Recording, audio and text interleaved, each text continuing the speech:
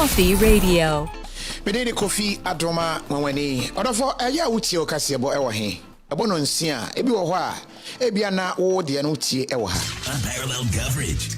City News at 97.3 FM. Ana se utie ewo ha. No nsia ba adum 106. Ana utie ewo ha. Abono nsia. Peace 10. Ana wokane nyina bomu a ya na aye wadwene ntanta wo hu de wontie. Eno ne de ma wo KOFI radio so ye kane nyina bomu a yesi puduo. Enwumre bia ebo no num apa ho sima duonum a ene ye enhia kopem se ye bekwa amo akoma atoyem. Ensem nyina ye ka bom ne ye de amawo eno ene efe ne puduo. Ubenya kwan akye wadwen te sei ofrafo odi kan yentie o kasa menu odi ne bia ofrefi Nana kwakuni emi frefi Germany. Nana kasa. Na story ya omuka wa Adom FM so say Abranti bia nege wahwie after the good and because wa mananse to Valentine's Day. Abranti no odam ti dam ne yemo ana afete. Nana yada asipi ebeto so na ya fa frefo ne bi. KOFI Radio. All right, yem for frefo a otosum yenu na ono so yene ne nkasa. Basha fan Benan kasa fi Amsterdam. Pesa me tema dwen fa peace for nation no ma ye no. Woman na all not no dey take a question from na mboare ne dey. Wanya dey because banks are babebre and for competition ka koto. All right, Bernard yada asipi ebefa ye next caller. Okay, yem for frefo otwa tro kra na afi yene no enkasa. Mini a odi ne bia ofrefi na afi kasa yenti o. Wa from KOFI is me friend Italy.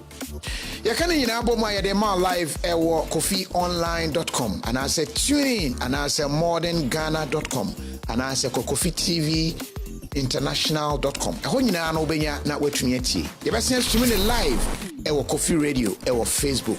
Nya kwan na kan ho we ya kabom ensem ni nyina Ghana ebe kura o se kosua puduo ene ya de bro. Me di KOFI adroma wanwani. Back on your radio, KOFI Radio. KOFI Radio.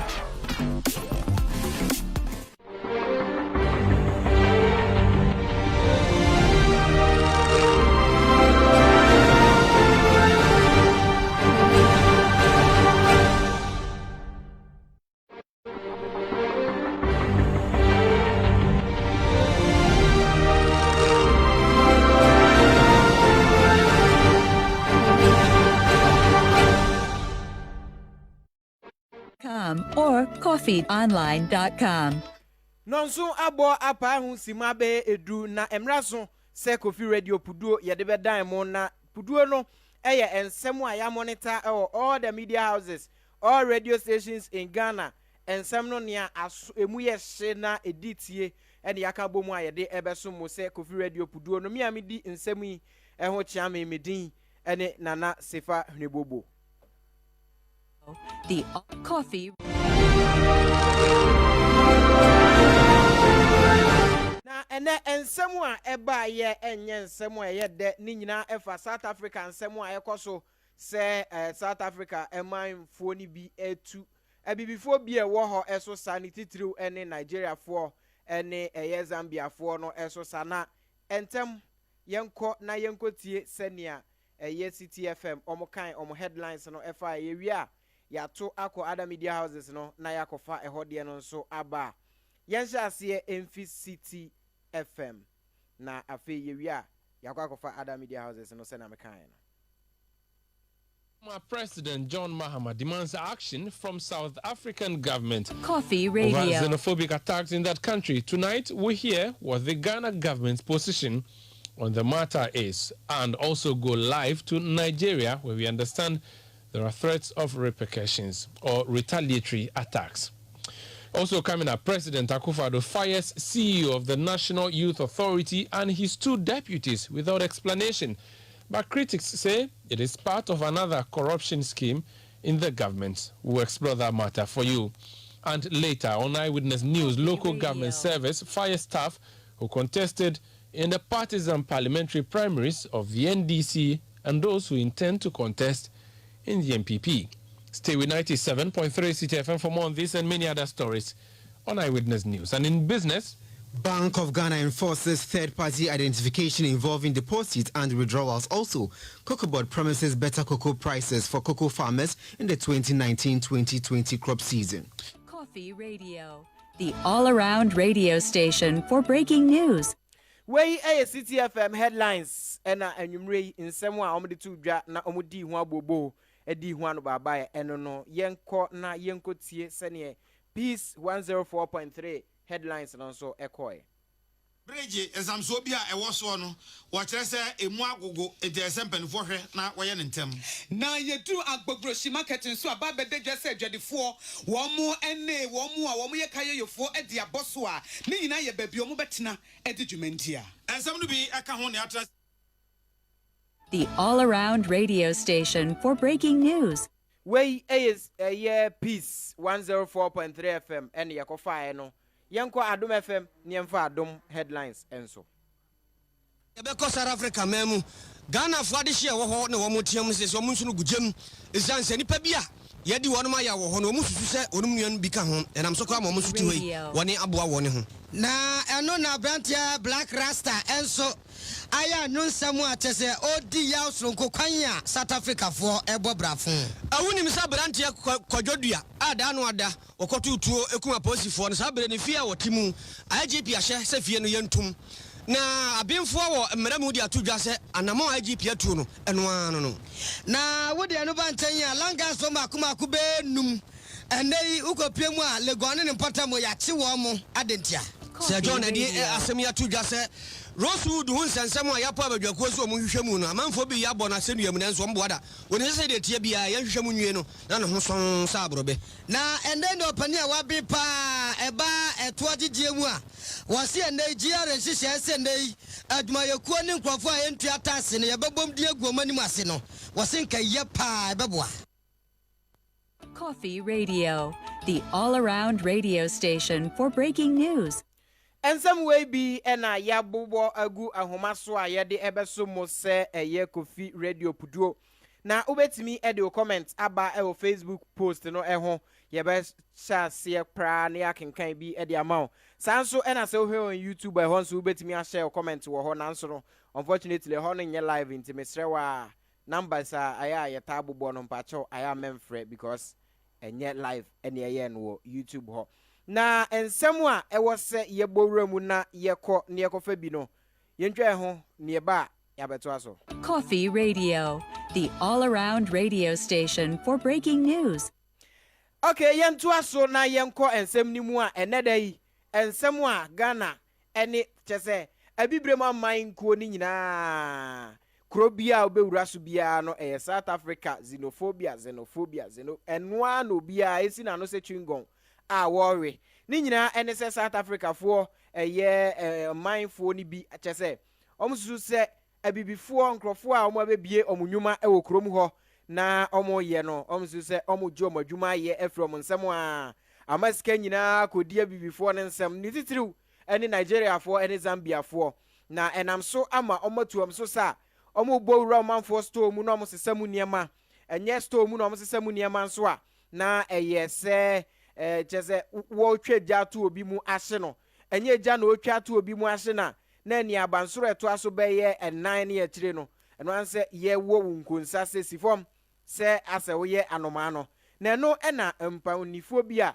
ewo amamman bebre so emamman mpanifo ni bi ni titiri Ghana mampani abedi akire former president a chese wabetwam ko His Excellency John Dramani Mahama ono nso edina no ato sansem ni mubu na edikan no yenko City FM na yenko tie amanebo no sene ombo no efa ye wi a afa yakotie ye former president John Dramani Mahama ensem a odibetu dwa efa xenophobic attack no hokra na nsane ye beko no Ghana ye ambassador owo South Africa chim se Ghana for munda because ade na ekoso ni nyina no ewo encrophobia South Africa for a target wo na Ghana for ye nka ho ntino Ghana ni bia ni ho a ne ho aka that we will have a permanent solution to this kind of event. So it's okay. For now, there is nothing Coffee to worry Radio. about. So is it the case that Ghanaians were not targeted at all, or Ghanaians were just better at hiding from the attackers? Because we understand it was foreigners were targeted. Not Ghanaians. You see, the worst part of this problem is that a foreigner suspected to be either a Nigerian or a Tanzanian shot a South African driver, and he died out of it. So they buried the person on last Saturday, and then they gave the warning that they were going to attack all foreign nationals. But as I said, by God's grace, for now, as I speak with you now, there is no information about the Ghanaian who has been attacked. So I sent out warnings, cautions to them across the country for them to be calm and be continue to be law-abiding. No Ghanaians, we are law-abiding, especially when we travel outside. So I urge them to be law-abiding and then avoid unnecessary arguments with other people, other nationals, so that and also avoid going to places known as prone violent areas. They know, we all know where there are rampant violence. So I advise them to avoid those areas and then go about their work in peace. And by God's grace, as I said earlier on, so far it's been good to us. God has been good to us. So I'm only continue praying that we'll continue to live in peace. Because yesterday, for instance, when I met the authorities in a meeting, I quoted what the late Dr. Martin Luther King said, if I should paraphrase it, that we should learn to live as brothers and sisters in peace than to fight each other to be destroyed in violence. So I think it's going well. It's going well. But because it will not be easy to identify a Ghanaian by looks, there could be a possibility that Ghanaians may be caught in the crossfire, no? Well, but every Ghanaian here has a connection, either a friend or a cousin or a brother living elsewhere. So if a Ghanaian had been attacked and killed, God forbid, I would have known it, please. No, that's not what I mean. I mean, what other measures will be put in place because the attackers, I'm not sure, are identifying people by their nationality. They're just identifying foreigners. And I'm just saying that there's a possibility that Ghanaians may be caught in the KOFI Radio. What I'm saying is that we have friends all over. So if a Ghanaian is attacked and killed, God forbid anyway, he can be identified by the fellow Ghanaians. Because Ghanaians are all over the places. KOFI Radio. All over the places. In all provinces, they live as brothers, and some of them have formed associations, which I know, and that is what I'm saying, that should there have been any kind of incident, bad incident on any Ghanaian, I would have known.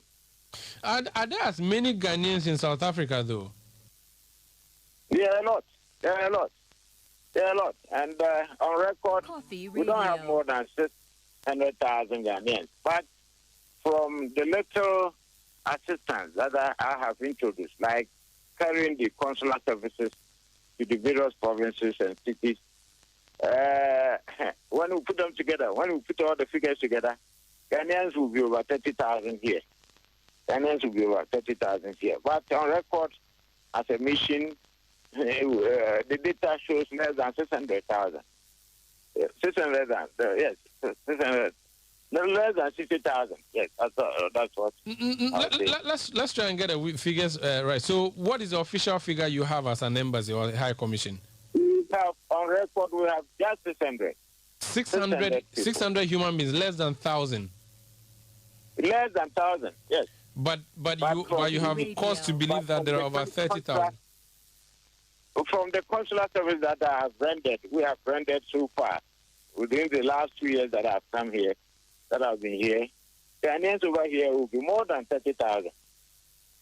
Because last week, just last week, my consular boys were in Cape Town, and they registered, they processed passports for Ghanaians over there, over 115, and that is Cape Town alone, and that's the first shot.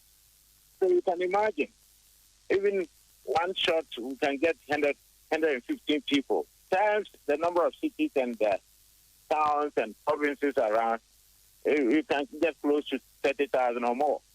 Your Excellency, considering that these are non-documented migrants we are trying to register who may be grasping any passport that comes their way in a bid to continue to be legitimate or to move on to other countries, is there no possibility, and have you not considered the possibility that you may be registering perhaps Togolese, Nigerians, Iranians, and thinking these are Ghanaians who you come to dangle Ghanaian passport before them? No, I'm not cutting it short. We have processes for identification. So that the possibility that all those that we've been capturing might be other nationals, it doesn't hold at all. Because if it's a Ghanaian, sometimes we even interview somebody in Chi, and you realize that he's an Akan. We interview somebody in Ghana, you suspect somebody, you interview him in Ghana, you see that it's a real Ghana. Hausa, you see that it's a Ghanaian. Dagoma, all kinds of tribesmen are here. So please, it's not that we capture the data anyhow. We are processing. So we are sure that all those that we have captured or we are capturing are true Ghanaians. Very well. Wish you all the best with that exercise, Your Excellency. Thank you very much. Thank you. And let me take this opportunity to appeal to fellow Ghanaians listening to us now that fine, they are doing an incident of attack, but God so good to us. As we speak now, not a single Ghanaian, I'll repeat, not a single Ghanaian has been attacked. And everybody is going about his duty, or his work without any hindrance. Today I passed through the tutorial area and the city area that the incident acted. I've gone around and things are cool. KOFI Radio. Very well. Thank you so much for your time, Your Excellency. That's George A.C. Boatin. He's Ghana's High Commissioner to South Africa. This is Eyewitness News. KOFI Radio, the all-around radio station for breaking news. Enti owura George A.C. Boatin ono ene South Africa Ghana yensi anamu South Africa ene chese Ghana ni bia ni ho a ne ho aka ewo South Africa nsensemo ekoso ewo ho no. Nanso Ghana fo bia omuwo South Africa ho ankasa ne de omu chese hwe. E de asem no papa ne ka no. Agro na ni so onim ne ekoso a o se Ghana ni bi kura ne garage a o tonton cars ne ade nkrofo ye twagya tumu ahyenama enkrofo a omo akọ ensensem mu omo ho tete omo okrodua ni mu no enya asem keto akra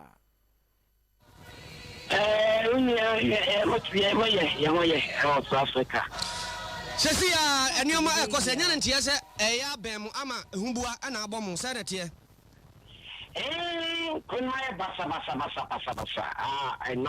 enoma ekono yefre Ghana mpelefoni na se omo hus na ombe Ghana mai South Africa na ekose ne enye se mi video bi asene mo kakra wo hwe sa video na yenyam bi mo no ekse wo hye dem 3 days ni obi hye dem want ni bi store akre South Africa so na jikoni afa sunu no mani na me come shop I say me kwa tana no mo na me shop no me kwa na kwa me ba me dem no mani na afa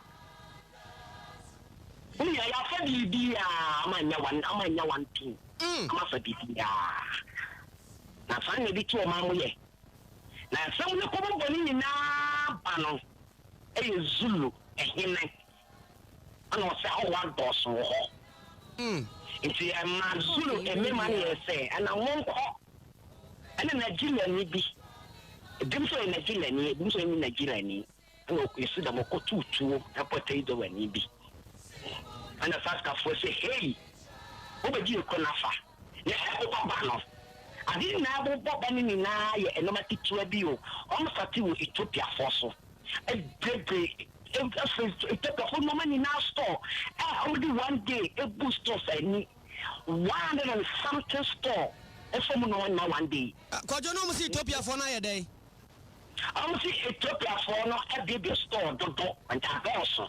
And no one know Ethiopia for me, yes, you only one day, stoning 90 for one armor. Abusia. And then 1 month to me, and I was just an hour, the hour winning. The second of something for an amount not to none clan as a monka. And most second of one, as I say now, I'm a classroom. But you've been in second of you. And I make conscience say, it's a little bit of that time and send when I find out. I'll pay Jack to independent. I am glad Yahoo video. No, then I need to shop or not to fit me. I'm off for the garbage channel. Only just 2 total. Unia. Na Ethiopia for me. You for the denominator on the day. Ibreko. Na adeba kwa e yan say. Okwaji asalam na. We are your passport. Okwa na so come from the passport na me nko so see e boy. O passport na ira. Eno mo nchi ira. O wa ka se be so me aja to o kesi mo bi nchete ma. KOFI Radio. Na o di dia wo no. Sister, so will be a South Africa. I don't want to make my caption and say, or better only 5 states visa. And the pass of pension on. Now, for the visit and the air that year, Mema. And telephone kind of cray, I say, and South Africa, I am off. It's a more than power who talk on annoy you. Maka, and why a day, the Lacan to Canaba from a wide dinner. I'm a Quebec say, IGP, I'm an arm fennel. Minister, another Casa de Vicina, I didn't know about the Robert Bulletin on what to know. I am wow. Thinking for the chance and yes, I am wow. You said I say it one as an headache. At all. Eh, I must have ultimate Pianco Padio. I so should I be. Now, wow. KOFI Radio. Zimbabwe 4, and I saw a good police station and your own baby. Now, I know what this 6 months. No more pijat to. Then I can a container. I'm in the shack. I can an elf, only son of a handy. Now, for one way, no more pijat to container and say, whoa, I could add them. I could laugh first now. Oh, o video now. That's why we do some good see. I'm going to get all one. That's also classy. I'm a classy. I say, we are African Union. We see one thing I could have to bomb the carpet to South Africa in the pub, Bonnie. Yes, in the pub, Papa, normal. Quadri. Papa, say, Mobam, who said, Mobafi, MFA. I don't say, Usika. And no Japan, and no storm, or the fine. And no Sonia Sam Nokojo. And then we John will be offer. And you're saying Monkwan here, and she said, I'm watching Monkwana Mojapadia Bessadi and Kawajapadian Munsina, Monkwa, and Yinasu, Emamo. And you say, I'm say, I'm say, young Padia, catch as a young cock. Young Padia, and off your Japadia, and off the second shipper. Nakawa fed them now, smoke. We have to remember now, no money. Now, I'm a foul. We just told more. I'm a fuck, I'm a fuck. But we send a video. She's a police for. I'm a fuck to tell shop, not police. Every stuff, many, and you know, no, get out all. Quadro, when him say, and penny for one more shaman on some so as you might be a sentence view of Ghana for more honor, will be a friend in Chaho. Martin. I'm going to see it. Tina won't hear an answer or more. Oh, I'm going to see it. I'm actually adding to one now. So, no one shares that one year piano. Get me be a watch. Quadro, you be a what you are. Me, young idea was in a get off one. I see a knuckle. So, when you do what? You do watch it. I can't off one. Quadro, Yabot, Mammy. Sebia wonte dia me de number yi e ma na wonu no South Africa nyina wo mo so ati bi fa pen paper tro na frɛ wo from ba be fa de wakɔ ba bia won ma boss sen no nti sebia na wonte ye na wogi ho akyinyi dia memfa number yi e ma why you ready I'm not ready pa 0 00 00 27 27 12 1 2 1 2 3 4 3 4 2 5 2 5 8 4 8 4 7 1 8. The true radio for the Ghanaian and the Ghanaian abroad. KOFI Radio, the all-around radio station for breaking news. KOFI Radio, the all-around radio station for breaking news. Yebesre na mode achen kakra mfidie ene adidi dwuma na mfidie no ena waye na adwen se wobebo ase akam kakra opododoa na yenko Facebook ne yenko fa amanfo adwen kire ni bi ewo homra yegu so a ye set up mfidie no na ye ne omo ye de adi dwuma no na regio who is a boss okay ode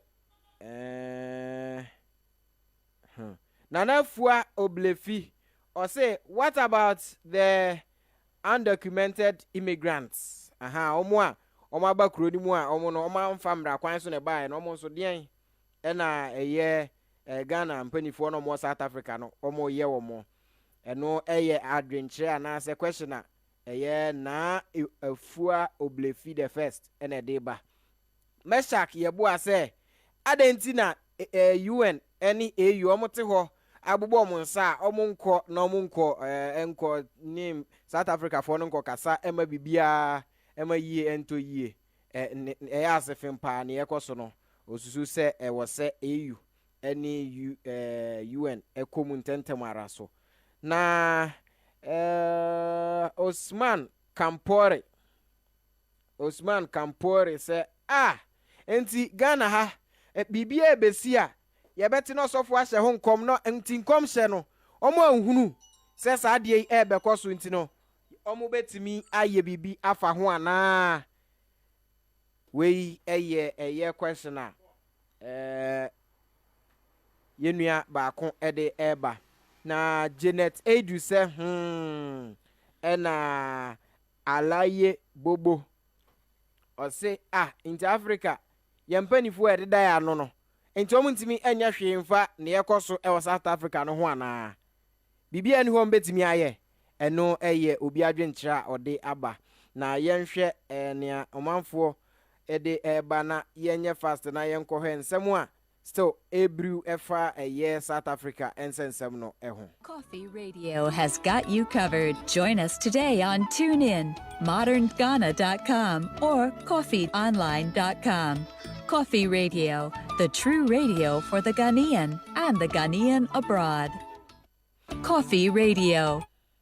Na yentu aso na yenko ensam foforo mu a ensam a etete efri eye Nigeria mamu ekyerem se police for se omo a Nigeria for no omo to share South Africa shops no so no omo hye no se no ama enam so kra ama MTN for a omo wo Nigeria omo atoto om shop mu se sesia ne de omo ntimi nya adwuma because workers no ehu hia omo pa eno achi nso no omo customers omo ba ho ebedi dwuma no omo nso omo hu hia omo pa nti na efi na ekoi de omo atotum for the meantime until say bibia ebeda yie ama bambo aye soronko ewo honya sapa de omunya mbie ye enam so kra ama surprise nso no Nigeria fo ni bi ebo ewura mu ho kra asese niema wo ho basabasa omususu se South Africa fo edia enam so kra ama enu achi omasan ama South Africa fo a omu companies ewo Nigeria na otwe pepepe a 7 days ehase efie nra enti ene ekoi aka 6 days se omu mpake omu niema nyina ene wo dan no wasi a omo stresse bomodia nefa dan na bubo se o de se bag mo se wo so so ye ne den yo fa ko okro mu South Africa nyesa ade ani ene be ye no reporter ba ko a yensa kan no na ye ne twetwe nkomo efi Nigeria che se minua enko yie wo ho kra eno no yenkotie senia ode amanebo no efri ho ebaaye no na yewia yasan akotie enkaya esosoro. Welcome to Eyewitness News. So we're hearing various reports about retaliatory attacks and also threats of retaliations from Nigerians following what happened in South Africa. What can you tell us exactly what is transpiring there? Coffee Radio. Okay, in Lagos yesterday, Tuesday, we got reports that ShopRite, it's one of the largest, I think, malls, shopping centers spread across the major cities in Nigeria. So irate boys and protesters stormed some of the places yesterday to, vandalize some of the properties in retaliation of the xenophobia attack going on in South Africa. But the situation was quickly contained after yesterday. In Abuja today, a similar event Coffee Radio. When one of the ShopRite said to be belonging to South African operators were actually protesters from the venue this afternoon at 1 p.m. up to 3 p.m. in attempt to vandalize the property. But then the police came in trying to curtail it. About 2 or 3 police vans were destroyed in the process. Coffee Radio. So we have about 4 or 5 of such shops centers across Abuja, the capital city of Nigeria. So the others had to immediately close. A survey on 3 or 4 of them, we observed that they were completely closed, and then policemen were found manning the gates of those places to prevent any form of protest or hoodlum vandalizing it in a form of retaliation. So far, it's been attacks on the property, not on the persons who are running these shops. Because I presume that operators of these shops would mostly be Nigerians, correct? In Nigeria, the basic observation in Nigeria is that you don't find South Africans everywhere. Unlike how you could find Nigerians operating shops and little retail shops outlets. This one, we know that the basic major investment they have are companies like the MTN, Mobile Telecommunication Network, is one of their major stakes in Nigeria, and then the ShopRite. But you hardly find the individual, the South Africans themselves roaming around or having smaller shops. So because of that, the bigger shops and these facilities become the target. So they are attacking the property or vandalizing the property, and because they may not be necessarily South Africans on the streets who can be targeted. Exactly. So since we can't find the South Africans on the street, why don't we get a hold on their facilities? But then the Minister of Information and Culture of Nigeria, Alhaji Lai Mohammed, yesterday called for calm, saying destroy Nigerian, but the South African properties or companies would also affect Nigerians more, because majority of the employees in these various retail outlets and even in the telecommunication sector are Nigerians. So as the shops are closed today, a lot of Nigerians are not at work. So he urged for calm because the retaliation will affect Nigerians more. What is the reaction of the ordinary Nigerian who is listening to events in South Africa when they phone into radio programs or they post on their social media timelines? What is is there any anger in their voice? Are they people who would want to retaliate, or is just a few hoodlums who want to take advantage of the situation to vandalize property? The general overview is that anyone who hears of what is happening in South Africa is completely annoyed. Everyone is angered by this, considering, in fact, newspaper headlines are beginning to pop up of how Nigeria spent $16 billion trying to help South Africa during the apartheid regime. So when an ordinary Nigerian looks back into this and then see what the South Africans are paying them back with, they feel there's massive outrage. There's massive outrage. Because the people who are coming to do this protest are, women, not just necessarily hoodlums. I think they're just angry Nigerians who are feeling like enough is enough of this. Thank you so much for speaking to us Sunday. Thank you so much. Thank you. Simon Sunday is a reporter with the Daily Trust newspaper in Abuja. Coffee Radio, the all-around radio station for breaking news. Na omanfo dwen se eye obia keke a omu ni adwuma ye na Nigeria chese omu etata South Africa for na nso no utie report na eye Simon Sunday a reporter di free Nigeria by no chese enye obia keke onemum emma ne mema nyina chese omu te ensem a nia ekwan a Nigeria fa so boa South Africa mra omkwa ahihia mu na afa ne omoye omosa na ama omobuafu pa intina nam so ama omasori omutu South Africa fo so sa no sesi akra video ayensa ka a ye pese ye boma otie audio no kakra ene se eye Nigeria fo ebi ato ahye South Africa because South Africa pania ono ene da ho eye South Africa ana musini owo Nigeria no mato ahye no so ayenkotie voice ni bi sene a ekoye no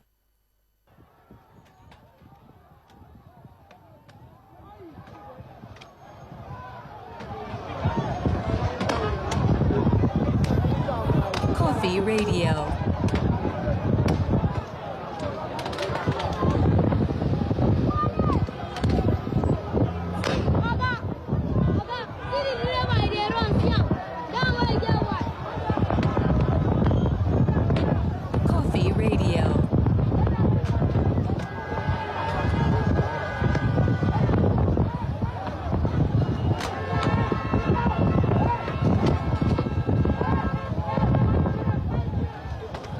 KOFI Radio. KOFI Radio.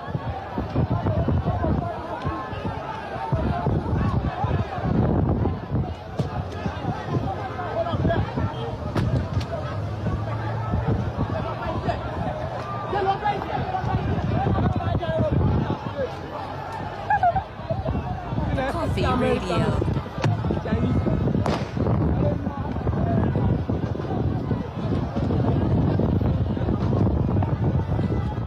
KOFI Radio.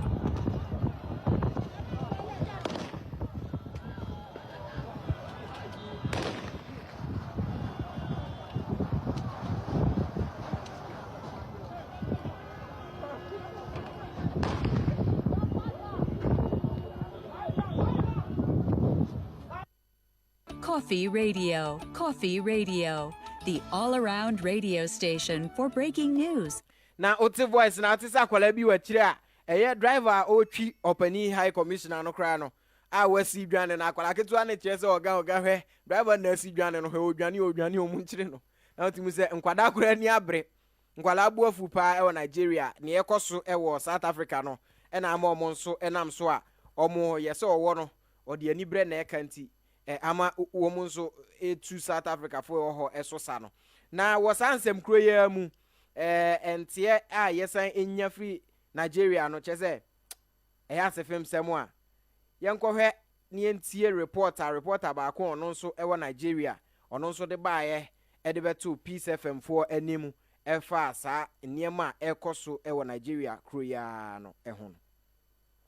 If the African Union were that vibrant and active, they should have acted by now. They should have done something. There should have even been a condemnation from the African headquarters. Nothing of that sort seems to have happened as we speak. Are you worried as we are here in Ghana? We are not worried because we know that the federal government is in touch with relevant authorities and in due course we will get the response of their meetings. I know the federal government is meeting with the major stakeholders on the matter. I don't think the African Union is meeting. I see. We are grateful for your time this evening. We will definitely come back to you another time for more insight to whatever is happening. My pleasure. Thank you. Thank you, Cecilia John, for that time. Cecilia John, Nigerians and children. Commanding Yako says, someone AC, our South Africa, Nigeria for KOFI Radio.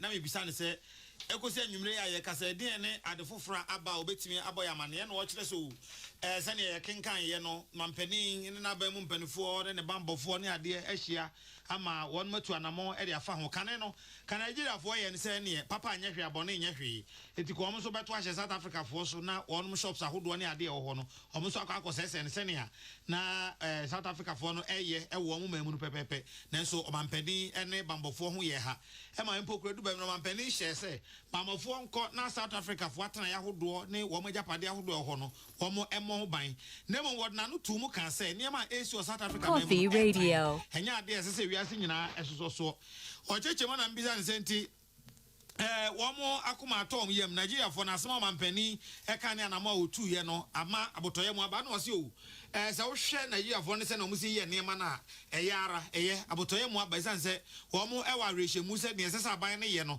na waye na omu gidi se isanse amampani na aban etu sa na mo we nti ne behwe ama yie atoa yie mebisa ne bio se se ohwe Nigeria for ne omo adi nkomo no a obetimi aka se asesa to ayatoa Nigeria for so e wo nya Nigeria nkwane atoa hye omza bi manyina no se ai o hwa sa na obeka no isanse nya Nigeria for nko a e no mo ho akwakoka e wo South Africa eman emu mebisa ne bio se ye wo bi manka bo mukuo ya nka asem se asie no nke hwe ne mu se atana kasie mu no kasabre wo mo de krata bi kura pie dwa ya goma kasetia sa ne ma ekoso South Africa memu no na Ghana ha se asem no ba ya e di nkomo no e ha manfo se African Union no enkasa ye and also sana tie de so Nigeria for no wo mo akoma ton yam e wanamo a aban no atuo no ehunti no ye de bekonko ho kakra na ya hwe ekwa animu no ne ebepie afri man nam da Coffee Radio, the all-around radio station for breaking news.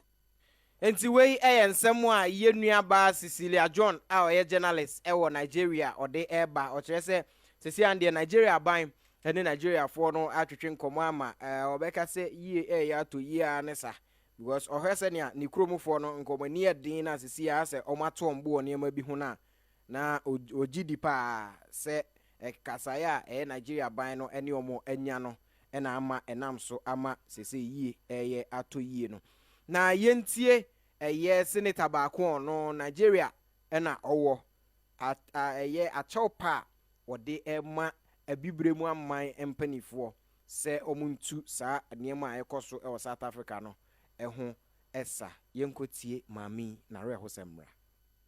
Please Baba Buhari, President of Ghana, please President of Togo, President of Niger, President of Ethiopia, President of Rwanda, President of Burundi, President of Congo, President of Zimbabwe, please, President of Kenya, please, we beg you, Baba Buhari, you are the leader.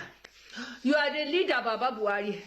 Baba Simbajo, please, Vice President of all the Africa, please, we beg you, I beg you, I take this 2 books of God, I beg you people, please rescue our children in South Africa. Please rescue our children in South Africa. Ejo tori Ọlọ́run, ẹ bá wa gbà wọ́n ọmọ wa ní South Africa. Ejo tori Ọlọ́run, ẹ má wò wá wá. Jidin ta ma je na wa lo. Abinda za su ci suka je nema. Ku yi hakuri don Allah. Za mu roke ku ne don Allah ku yi hakuri ku tanye mu. All the president of Africa, please help us for our children in South Africa.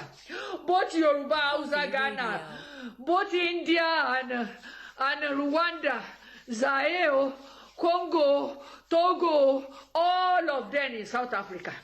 Please pack them come. Please everybody go to their country. Anywhere they are. Please, I beg. President of Nigeria, you are a leader. President of Ghana, you are a leader.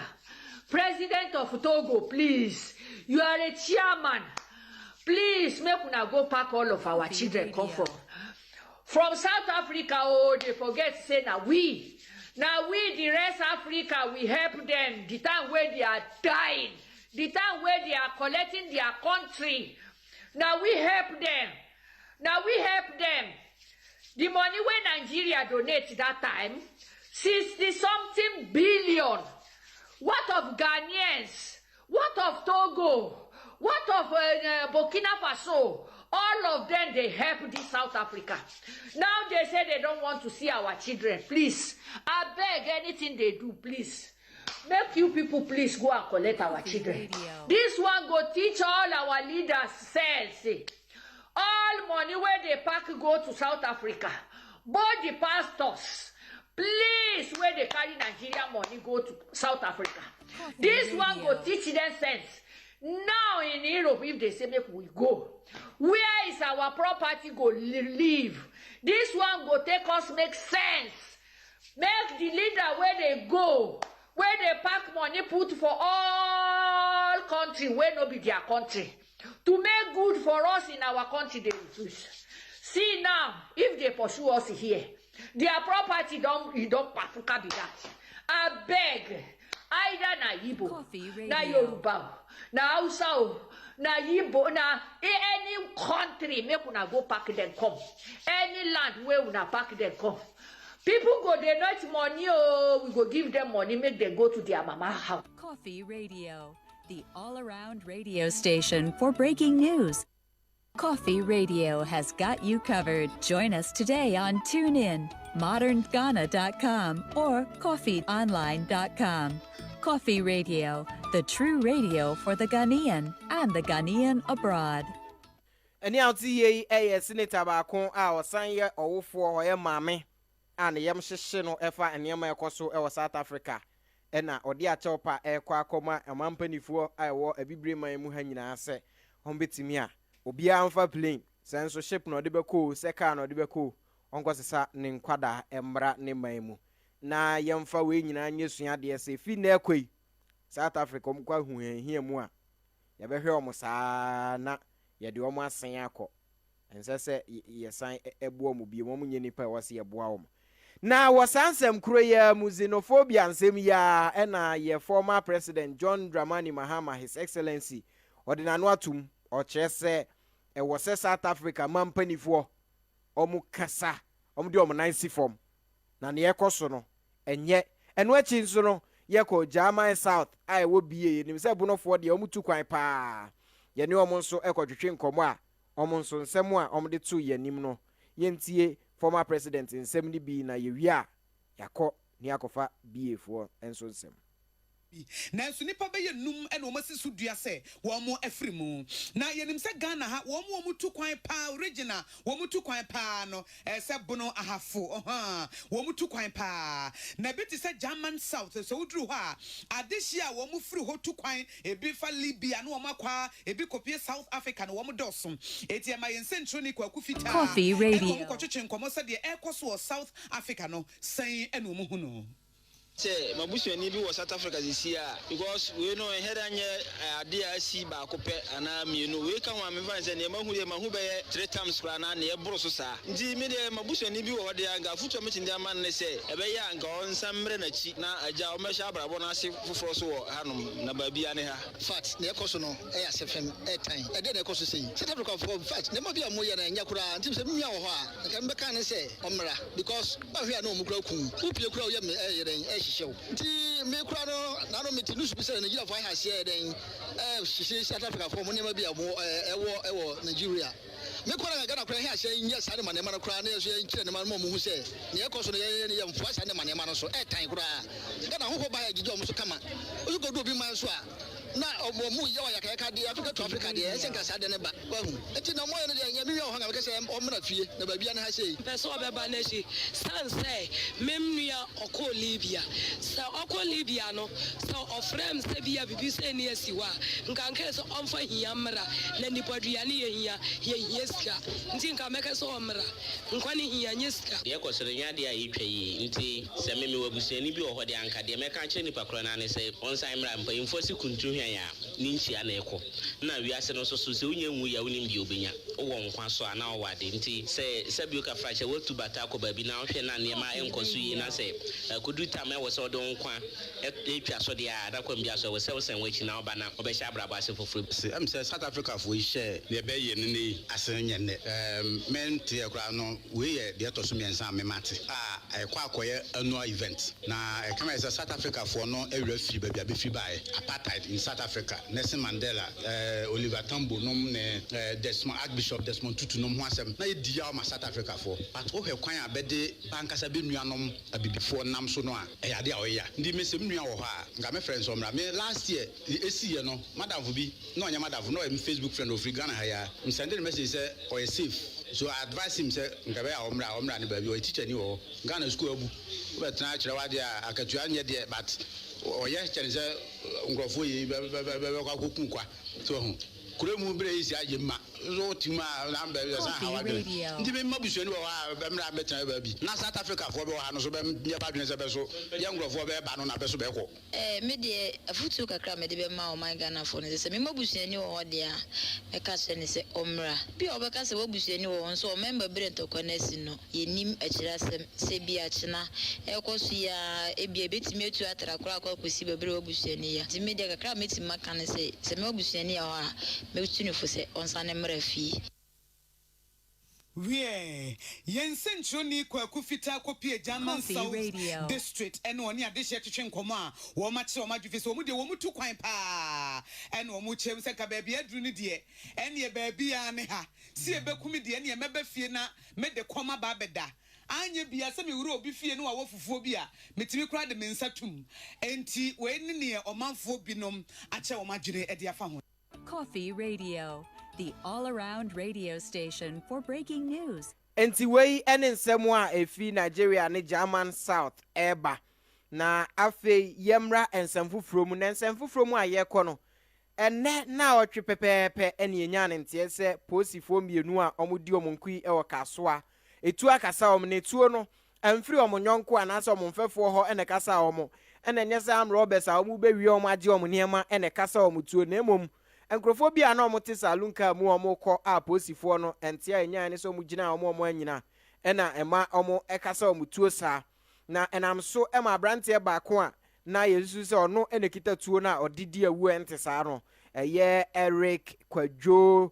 dua posifo ekire no ewo eye timpoku ema meka se wa bepie mu ewo ankran ha omo de ne ko asenibia nra kra ma sesia no de wasan akopie posifo patwini mu a omo twense yebedi na asem na wasan semu yi ho na eye Inspector General of Police acting Yewura James Opon Buenu ede atudwa ese efi na ekoyi ode credo kakraka pa na yenua eye Eric Duano ni fie ode akwakotu mu krokro se mo obia nwura fie ho enti sabre efie no abusuani ananse oyire ana oba bi epe ewura ho akwa bibia onya saa access no ne no na lawyer ba ko onim emra na otemra se pa kire se a ade opani Opon Buenu aye ne de ne kwasoa no efise anhwe na nkrofo de ayaw ene ani brenti na omde ebi kura atopa ekodi ewu akohye dan na se pese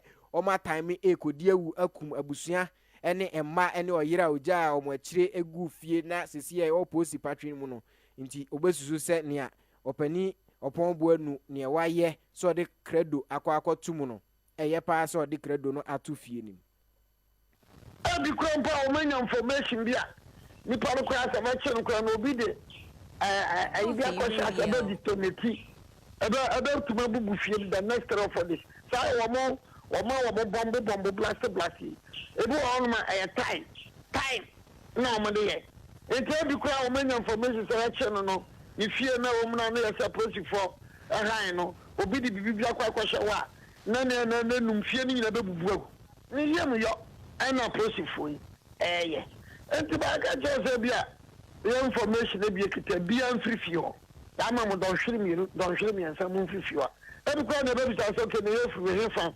performance or say mo ko da hotel abane betiaka ni yem yo aye ba ti asem bia me no mienu kura ye nte ya bia no kura de na ehu ansa na asem kese we su e bebai na obiri bua hende ne nsem eba wiye no ana wodi tudwa se ewopani James Opon Buenu IGP enye se papa no woda sore ya na osi se agina ye no wono wo yemra ni mini mapa wa yemra ho adwuma mfirihia makoma aduasa 30 years ana papa yi wa lawyer etiba na mra woni mu ana adwuma na wo ye se posi ni so wa ya che enu nti kankan mra ni nyina no hwe de wo so ye enu nti no watu sa na mo no ti se bi obi nti ase de a wo kama Ghana fo nyina ate baba de mra na ye adwuma we agree say there may be SSS but I'm telling you present IGP why am lawyer more than 30 years that people no can say mo me enfo na bonfia oni liban kum no ni nifa enti ba kan bibia mo me entrance ni yen benim ya ba kan Coffee Radio ya ba kan na Inspector General Police ba ka say no anya nisha ana ake ana ngid se baby aye no bia be na si bibi so enti mama ya mwa e beti ndi aboa be bia mama ya mwa be nana obiri buahen eye opani a wabere mramu yie pa asemi no akire mu na se ahoho atu akotena nkrofo akroso Ghana fo akotena South Africa sabre bosu dwetire no yenim se kakra kakra odi bia be fie aya de beboa ama setemu akoso nti wo mu asidan wie nyina obi amfra ni nkyere trust Radio, the all-around radio station for breaking news.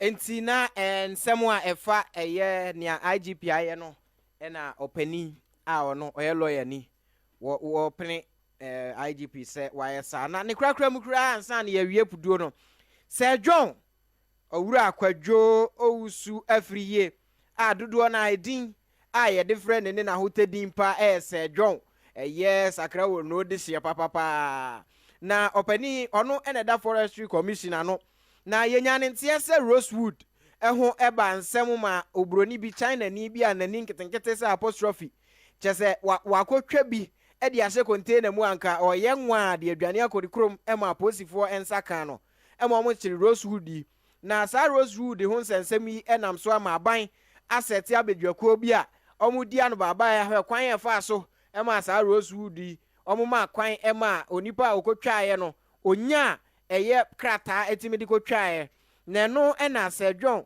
nkrofo de omo se cheche no so kire se papa yi ye hwa we die krama edua bibi tua no to a chese obusu se eye Sir John ena wo yes adwumadie no enti omo de omo se cheche no so saa man Sir John abufuo eni oyawo nti no odi aba akoye press conference a wo kire mu se mu a mo de mo se cheche no so se ono ena nam no so ema Rosewood obroni enya nensa enya nkrata edikotwae no osimuhu nukure bia eni sansemi mu yentie sene oka no ewo Peace 104.3 FM so no na sambe no abanu endi tabe ema go say eduanu a enso ne beyiri na fa ho na fa eduanu so ma da achi bi wudi boat ko diso akobo dia mu amandi pa wuo yenyi eduanu nyina fi kwa mu ho Coffee Radio.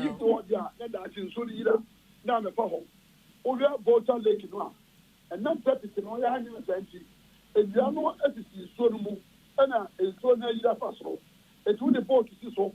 Now, a member of the Caribbean, a Pimbia, now I sabi in the bill, and that we down the demand for phone. And now the road, yeah, by the demand for phone.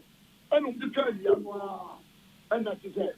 Omo de ko ya ko ko now we and tell moi ne pompo so pa no e free 2011 e ko si 2015 ana Rosewood no e ko ama no ne ke se chen abia dabla e kan they NDP for up enso ana e ko sa e ba ya petit say 2015 afi na kwa na ko so na nyamia Roma yan ya bagi 2017 ya ma ehihia papa ya yeki Rosewood no and for fan court service no it na eba ban eba na the American said na onye bi da mo afia unya mo no Coffee Radio.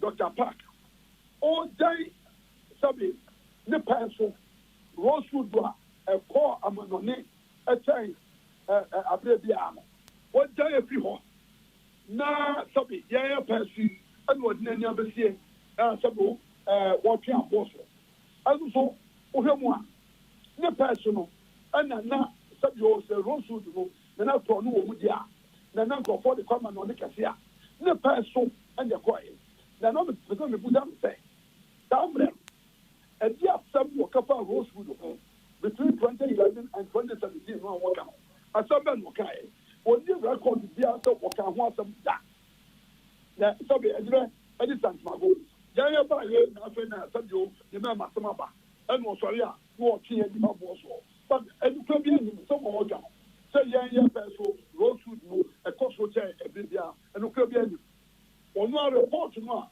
a de ba ye no a wo ko tu a wo de sa sentence so no report no amwa no e di adanse pepe say ya person and ya na confirm omo person ɛnyɛma kɔ so ama na kyɛ sɛ ɛku enti mɛsi wɔnya ka ne nipa yɛ atie ebi ɛsɛm wɔn ka wɔayɛ na deɛ sɛ aban wɔn sɛ no politics na wɔyɛ dɛ wɔnya nokorɛ ɛna wɔpɛ sɛ wɔka na wɔpɛ asɛm no nokorɛ deɛ a yɛapɛ so yɛahyehyɛ mmara a rosewood ɛnkɔ te sɛ deɛ na sɛbi ɛndi to wɔpɛ so na ɛteɛ no ɔfanti sɛsi ano ɛsaa ɛso no a wɔde ato rosewood no ne ho dwadie so ne adeɛ nyinaa no ɛte sɛn sɛsei no sɛdeɛ minister ɛkaeɛ no ɛnɛ ɛfiri saa mmerɛ na minister kaeɛ bɛsi yɛ yɛmie mu ɛso da so obiara bɛtɔ rosewood a yɛbɛkye wɔ no yɛne odi ne no sɛdeɛ mmara no hyɛ ɛnam no kan yɛakye no rosewood bebree ɛwɔ yɛasoɛyɛ ɛwɔ akyemota depo hɔ a obi a foto kɔkɔre biara wobɛkɔ cars ne sisi hɔ a yɛakye wɔn yɛma kwan ma obi mfa nkɔ na wonim sɛ kurɔno deɛ ɛne asɛbi akorɔmfoɔ deɛ aberɛ biara no ɔmo di sɛbi ɛdipa nim ɔmɛn wohyehyɛ mmara sɛ kurɔno ɛbɛkɔtɔ mu na akorɔmfoɔ nso pɛ baabi a ɔbɛsan ayi afa ɛno nti rosewood yɛ yɛka wɔn so yɛhyehyɛ mmara sɛ ma obiara nkotwa obiara nkɔfa ɛnso so wɔyɛ deɛ na sɛbi yɛ nipa papa nti ɛna sɛbi nipa bɔnfoɔ nti yɛ da ɛto funu mu nipa papa nta mmara no a yɛyɛ ɛne yɛ ne aberɛ no wɔn a pɛ deɛ ka no deɛ wokɔ so bɛfa ma wɔn bɛka na nsɛn ɔmabere no yɛkyɛ ɛfiri mole park hɔ sɛ yɛ mmarima tɔnso commission yɛsi yɛ mmarima yɛmmara wɔn a ɔtwa yɛn yɛbɛbɔ nipa tu yɛgya nso wɔn bɛka yɛ asem a ɛhu ma na ne ɔmafɔ sogyafoɔ atɔ gu hɔ sɛ yɛnkɔwɛ hɔ ma me sɛdeɛ ɔmo nkɔtie si yɛ park no mu na yɛnkɔtwa awia no na ɛnura ɔnya report ebi nam bɔɔta lake so afei deɛ ɔmo afiri kwan mu ɛde akɔfɛ nsuo no so wɔn mu sɛ sɛ ɛdɔm nsuo nti wei wɔn de kɔfɛ nsuo no so aba nanso mmɛ sɛ mɛtɛtɛ wɔn mo wɔ nkyɛnkyɛn no a wɔn duru hɔ no a mɛte wɔn no eti abirɛ biara no a yɛakyere nkurɔfoɔ no sɛ nkurɔfoɔ di anim rɛ nyɛ ɛkɔ na mmom sɛdeɛ ɛka no rosewood between 2004 ɛba 2017 no na biribi a Coffee Radio a yɛde to so a ansa na aba export no yɛde sa taate so na bi ni hɔ yɛn apɛ so yi ɛne yakobɔ ma ama 2018 yɛde bi ato so sɛ ansa na de rosewood bɛkɔ ama na ɔne akotɔ no ne sɛ yɛama tumi data yɛpɛ so yɛ sa ndc pɛ so dr park ne pɛ so ne saa mmara no ebi ni hɔ yɛn mbɔ yɛyɛ adwuma ne nipa deɛ wɔyɛ adeɛ a ɔsa yie eti wɔn nyɛ bibi a mo afi a wɔnyɛ ɔmo rekɔ ɔmo dr park wɔnyɛ ndc fɔ no wɔn yɛ mbɔ sɛ yɛyɛ adeɛ ndc fɔ na yɛma nneɛma ayɛ kama ayɛ bɛtɛɛ na yɛakyerɛ nkɔfoɔ na sɛbi yɛdi ɔmo asɛm yɛdi bi nipa de bi funu eti policy commission deɛ yɛyɛ adeɛ mo fɛ yɛ. Yo, and yeah, what I say, I go so for a phone babbling who cross by it. Coffee Radio. You say, well, no town rules in the eye, you so. We go if you ask them, so I put it crumble. According to also, you have to do so, yeah, and as fast. They say, oh, no, any month of one, I can't be fair. We are not going to not going to be a Yamana. And the other was your financial count. Lawyer Kojo Ousu Efriye Sejon ono NYE Penny Awada Forestry Commissioner no. Coffee Radio, the all-around radio station for breaking news. Yese kwan no e wasen kura na ewie e wa aboboa no ene puduo a me de brɛw e Coffee Radio so no ɛha ɛna me de esimidin hene nana sefa hunibobo me de osia ɛkyɛw bebre na e bɛsrɛ sɛ aman panifoɔ ɛne abibre mu ha nyinaa ye nyinaa ye nipa baako tuntumfoɔ ɛna yɛ ne ba ɛne yɛn ɛmfa ho ɛne sɛ wei efiri ha ana wei efiri ha yɛn nyinaa yɛ nipa baako nti ne yɛbɛsrɛ na ɔdɔ ɛde emu ntintin man na no ɛna bɛnam so ama yɛtimi ɛko akɔ yɛnim Ghana Coffee TV Yakraw Coffee Radio.